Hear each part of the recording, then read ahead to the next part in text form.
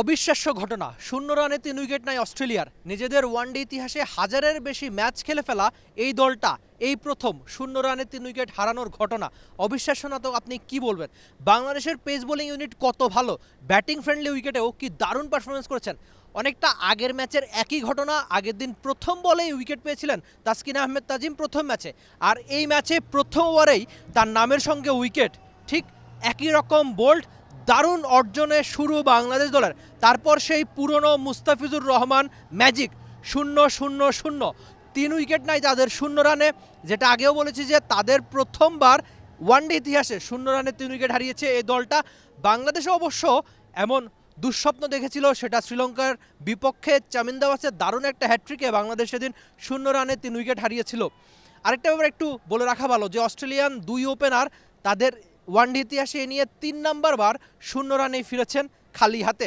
স্কোরবোর্ডে অনেকগুলো শূন্য, যেটা অবশ্যই বাংলাদেশ দলের জন্য প্রাপ্তির। আমরা একটা কথা বারবার বলি না যে বাংলাদেশের পেস বোলিং ইউনিট কতখানি ভালো। সম্প্রতি তারা যে পারফরমেন্স দেখাচ্ছে দিনের পর দিন, সেটা অবশ্যই আপনি তাদেরকে ক্রেডিট দিতেই হবে। এমন না যে খুব তারা উইকেটের হেল্প নিয়েছেন, উইকেটের হেল্প পেয়েছেন। ঠিক আছে, আমি মানছি যে যে কোনো ম্যাচের ওই শুরু 30 মিনিট পেসাররা সাহায্য পেয়েই থাকে, কিন্তু আপনি যদি মিরপুরের উইকেটের কথা চিন্তা করেন, যেখানে সব সময় স্পিনাররা আগে পরে ভালো করে এসেছে, কিন্তু ভাই এবার থামেন। এবার বাংলাদেশের পেসারদের যুগ, বাংলাদেশের পেসাররা দারুণ করছে, সেটা বারবার তারা প্রমাণ করছে। এই যে অস্ট্রেলিয়ান মতো একটা দলকে প্রথম ম্যাচ এভাবে হারানো, নাহিদ রানার দারুণ বোলিং, আর 2 নম্বর ম্যাচে তাসকিন আহমেদ তাজিমের প্রথম বলে উইকেট, কিংবা মুস্তাফিজুর রহমানের দারুণ বোলিংয়ে বাংলাদেশ একটা প্রাপ্তির দিন কাটাচ্ছে। অন্তত বোলিংয়ের শুরুটা ঠিকঠাক। বিশেষ করে অস্ট্রেলিয়াকে এভাবে ব্যাকফুটে ঠেলে দেওয়া বাংলাদেশের বোলারদের পক্ষেই কেবলমাত্র হয়তো সম্ভব। আমি আপনাকে একটা প্রশ্ন করতে চাই, এই মুহূর্তে ক্রিকেটে সেরা পেস বোলিং অ্যাটাক কার? আপনার মাথায় যে কয়েকটা দলের নাম আসবে, নিশ্চয়ই বাংলাদেশ অনেকখানি এগিয়ে থাকবে। আমরা দিনের পর দিন, বছরের পর বছর ধরে দেখছি বাংলাদেশের পেস বোলিং ইউনিট আমাদেরকে ম্যাচ জেতা। এই যে সাইড বেঞ্চে বসে থাকা শরীফুল ইসলাম, যিনি কিনা নিউজিল্যান্ডের সঙ্গে তার ইকোনমি ছিল 2.88, যেটা একটা পূর্ণাঙ্গ সিরিজে বা 3 ম্যাচের সিরিজে বাংলাদেশের ক্রিকেট ওয়ানডে ইতিহাসেরই সেরা ইকোনমির রেকর্ড ছিল, দ্বিতীয় সেরা ছিল।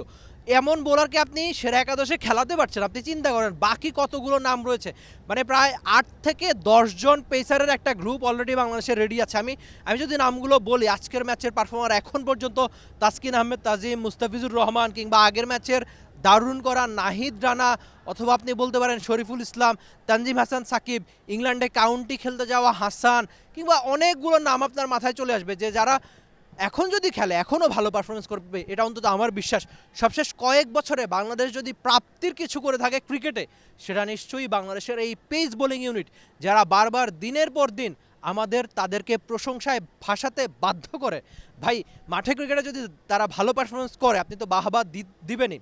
অস্ট্রেলিয়ার সঙ্গে দারুণ ইতিহাসে শুরু, প্রথম ম্যাচটা বাংলাদেশ 21 বছর পর জিতেছে, আর আজকের দিনে 0 রানে 3 উইকেট হারিয়ে হাজারের বেশি ম্যাচ খেলা অস্ট্রেলিয়া দলকে একদমই যেন ব্যাকফুটে ঠেলে দিয়েছে বাংলাদেশ দল।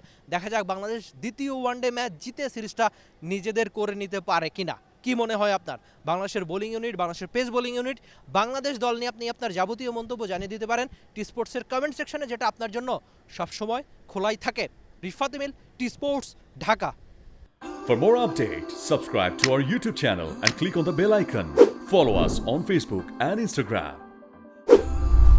Download T-Sports app to enjoy exciting games and highlights. Visit tsports.com.